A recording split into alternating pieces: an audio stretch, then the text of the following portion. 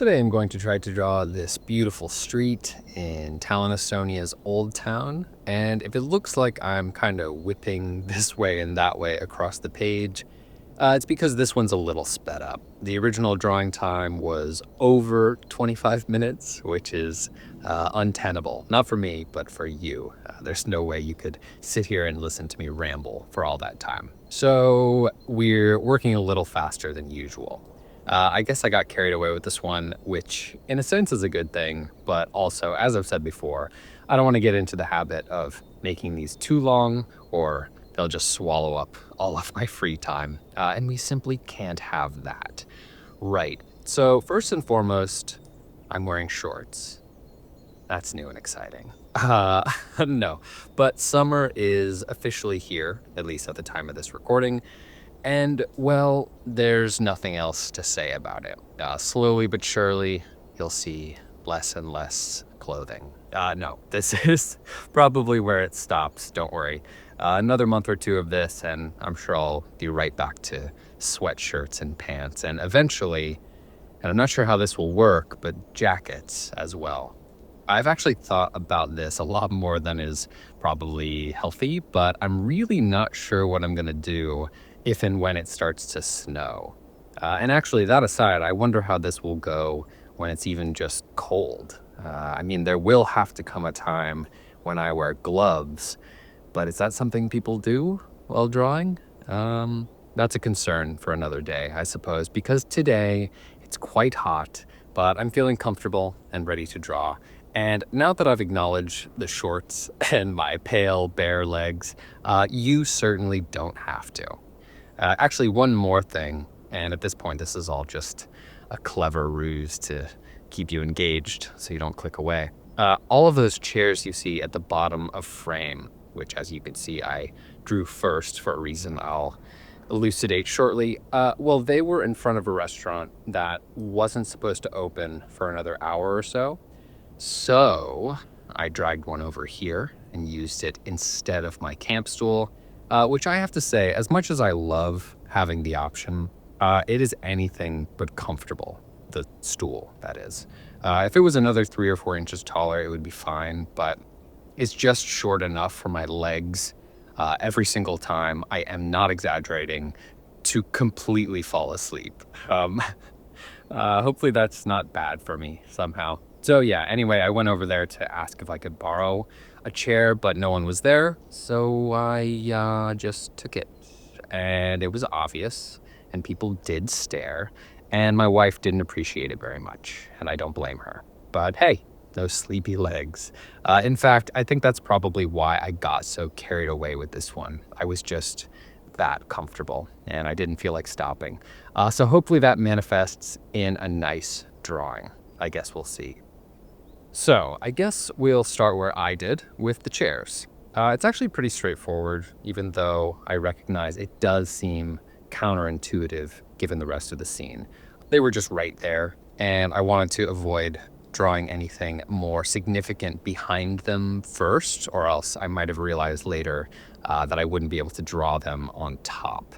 They also grounded everything and helped me with the scale of the rest of the drawing. I almost started with the tower for reasons I promise you I won't get into again. I'll give you a few more days off before I go back to singing that song. But like some other drawings, I didn't mind if the tower had insufficient space, and you'll see what I mean a little bit later. Regarding the chairs and the tables, I could not have cared less. I could have spent an hour drawing in all of those lines, and I knew that if I spent even one more second on them, that's exactly what would have happened. Instead, all I wanted from these was to get in some vague street side somethings that are probably chairs. The method, if you can call it that, was to kind of draw the nearest chair, which is the one I took for the drawing, and then just imply the rest. Candidly, this doesn't work out very well, and I wish I would have ignored them altogether. Sure, like I said, they helped me get started, but I don't know. By the end, you'll see that they could pretty much be anything, which isn't really ideal. Anyway, once I was done there, and after I scratched in the rest of this side of the street, I moved on to the opposite side, and this is where I spend the majority of my time. I've tried to draw stuff like this before. The Krakow Hospital and one of my first drawings from Tallinn come to mind, and I haven't yet grasped what's going wrong. These drawings, without fail, look plain and they look bad. Even when the perspective seems simple, I just lose track of it somehow. And I don't know, maybe because there's not a lot of texture, I feel a little lost. Like I don't know what else to do. I'm just not sure. Whatever the case may be, it didn't happen today. For some magical reason, this, and I'm referring to the left side of the street, ends up looking okay. And like I just said, I haven't grasped why that is. There are only 400 windows here, which I usually detest, but for some reason today they weren't really an issue. Typically the proportions get wacky real quick, but again, that doesn't really happen here. And while by no means perfect, I hang on to the perspective for a lot longer than I usually do. Overall, this side of the street worked out better than I'd hoped, which is great because this was this whole thing was a real Hail Mary for me. As I'm wont to do, I spent a stupid amount of time choosing a reference. I'm feeling pickier and pickier by the day. It's becoming a real problem. So I figured I should just get over myself and draw anything. Stop overthinking it. Just draw something. And ironically, this this stunning view happened to be that something. So in a way, I was lucky, but also I wasn't so sure. This, as you can see, looks pretty daunting. There's a lot more going on here than it seemed at first glance, and the longer I let the reference video record, the deeper I sunk into maybe regret, which truth be told happens all the time, no matter the reference. I'm always apprehensive before I start the drawings, but this felt like a different level. Anyway, I'm rambling. This side of the street, while surprisingly enjoyable, did come with some issues, but I'll touch on those a little bit later. In the meantime, on the topic of references and all that, something I love talking about, I've been feeling kind of weird about some of them. And hilariously, this will wholly contradict everything I said, yesterday? I don't know. So what do I mean by weird? Well, as you know, the travel component to this series is, well, it's a component. That means that when I'm choosing references, like specific ubiquitous things, think random tree, potted plant, etc., and no doubt you're rolling your eyes if you've listened to me talk about this stuff in the past. When I choose things like that, in a way, I'm leaving out that travel component. Yes, I'm still in that place drawing that thing, but it's not really representing it on screen. And I just want to make sure I'm not doing too much of that. Going a step further, I want to make it a point to do a healthy amount of the opposite. I'm not in Estonia to draw some random subjects that I could ostensibly find anywhere. If I'm here, I want to exhibit what it has to offer. Whether the travel component is relevant to you or not, it seems to me like I'd be doing a disservice to this whole concept if I didn't try to, kind of show off the gems of a given destination. This reference, however difficult for me to draw, I think does just that. I think it's representative of the types of things one could see if they were to visit Tallinn. But with that, I also want to, take you on some little adventures while I'm in a place. Doesn't all need to be postcard-worthy vistas, but I think it's nice to go from the middle of Old Town to maybe a park across the city where not a lot of tourists find themselves. And I say all this simply to remind myself. That's really it. The drawing is obviously the primary component here, and a lot of this rests on the shoulders of my abilities. I do have to take that into consideration, but I want to make sure I don't lose the plot one way or the other. This series is about more than just one thing, so it's important for me to stay aware of that balance and to respect it. And that's it, isn't it? Balance. That's the key.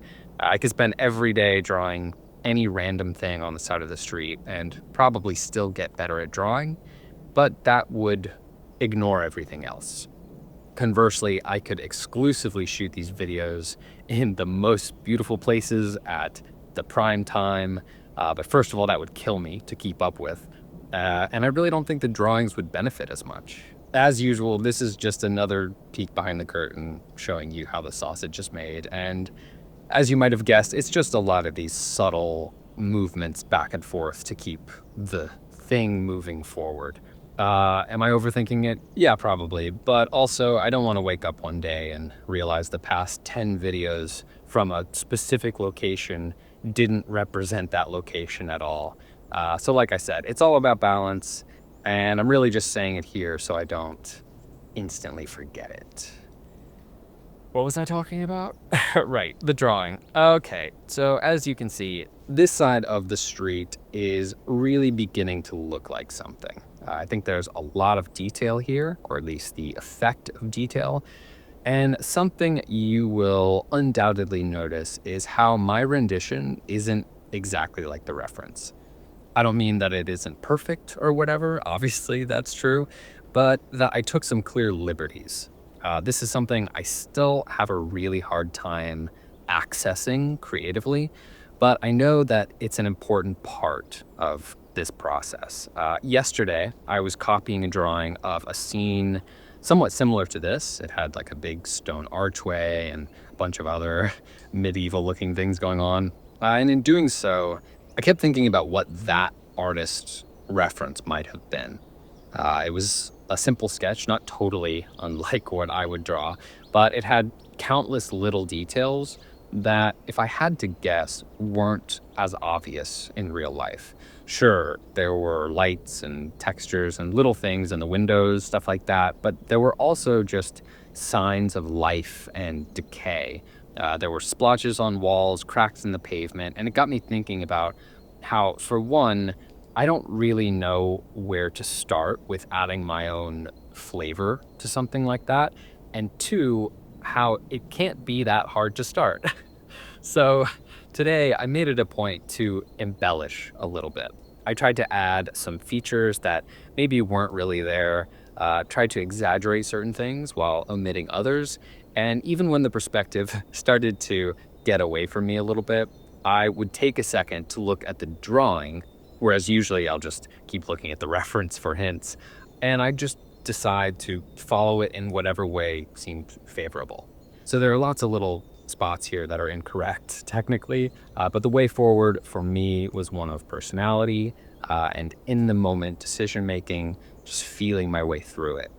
You can see this process expand throughout the remainder of the drawing, most notably, in my opinion, with the tower itself, which would normally seem anathema to me, but it actually felt really freeing.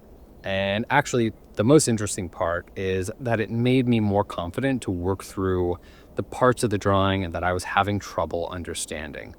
I took quite a few liberties here, and as opposed to plenty of other drawings, maybe all of my drawings, these were deliberate. Of course, there was still a jumping off point where I didn't know exactly what to do, but instead of accidentally drawing 3 windows instead of 4, for instance, I got to a place where I could almost ignore them altogether and create them for myself.